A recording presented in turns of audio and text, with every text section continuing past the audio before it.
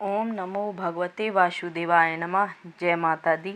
आप सभी लोगों का स्वागत है आपके अपने यूट्यूब चैनल पर। आज मैं आपको नरसिंह अवतार का प्रादुर्भाव और हिरण्यकश्यपु का वध का वर्णन सुनाने जा रही हूँ। कृपया ध्यान पूर्वक सुने।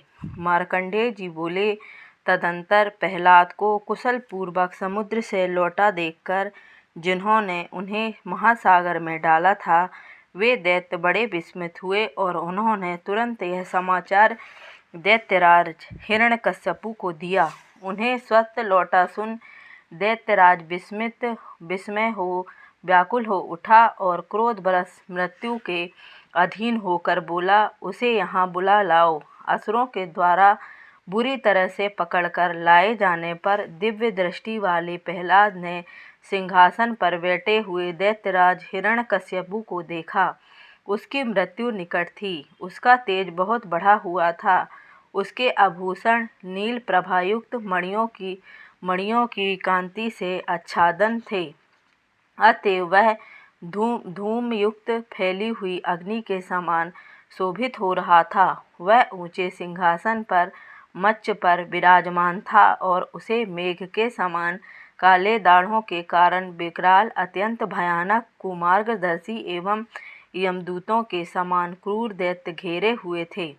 प्रहलाद जी ने दूर से ही हाथ जोड़कर पिता को प्रणाम किया और खड़े हो गए। तब मृत्यु के निकट पहुँचने वाले की भांति अकारण ही क्रोध करने वाले उस दुष्ट ने भगवत भक्त पुत्र को उच्च स्वर से डांटते हुए कहा, अरे मूर्ख, तू मेरा यह अंतिम और अटल वचन सुन। इसके बाद तुझसे कुछ न कहूँगा। इसे सुनकर तेरी इच्छा जैसी हो वही करना। यह कहकर उसने शीघ्र ही चंद्रहास नामक अपनी अद्भुत तलवार खींच ली। अरे मूर्ख, तू मेरा यह अंतिम और अटल वचन सुन। इसके बाद मैं तुझसे कुछ ना कहूँगा। इसे सुनकर तेरी जैसी इच्छा हो वही करना। यह कहकर उसने शीघ्र ही चंद्रहास नामक अपनी अद्भुत तलवार खींच ली। उस समय सब लोग उसकी ओर आश्चर्यपूर्वक देखने लगे। उसने तलवार चलाते हुए पुनः प्रहलाद से कहा, रे मूढ़, तेरा विष्णु कहाँ है? आज वह तेरी रक्षा करे। तूने कहा था कि वह सर्वत्र है, फिर इस खंबे में क्यों नहीं दिखाई देता? यदि तेरे विष्णु को इस खंबे के भीतर देख लूँगा तब तो तुझे नहीं मारूंगा।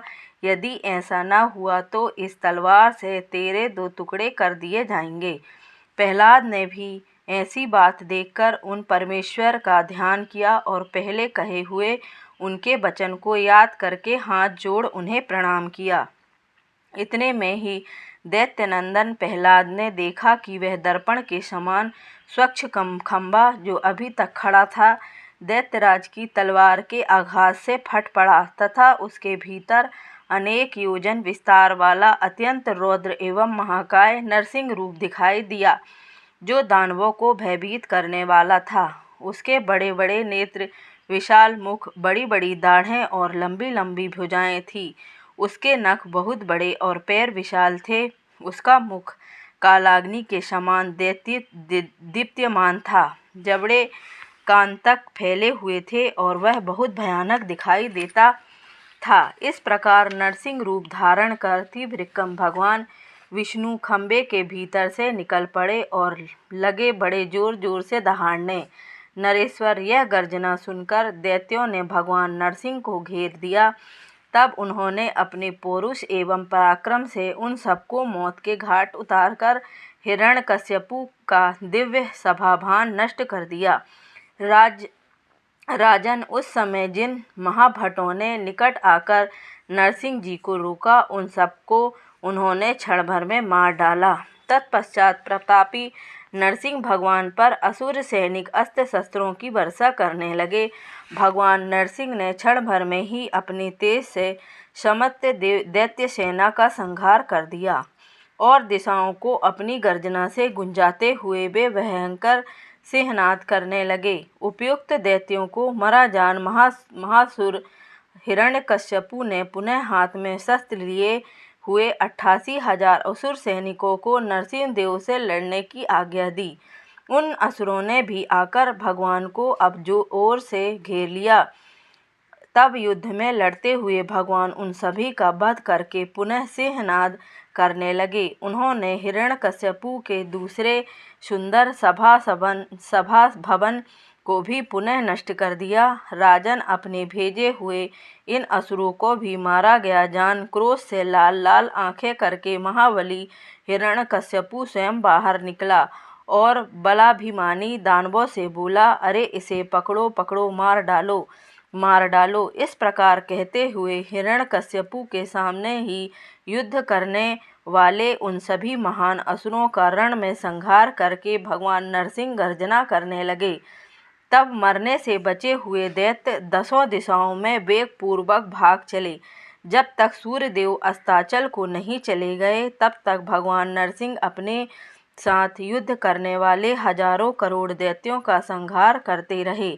राजन, किंतु जब सूर्य डूबने लगा तब महाबली भगवान नरसिंह ने अस्त्र शस्त्रों की वर्षा करने में कुशल हिरण्यकश्यपु को बड़े वेग से बलपूर्वक पकड़ लिया।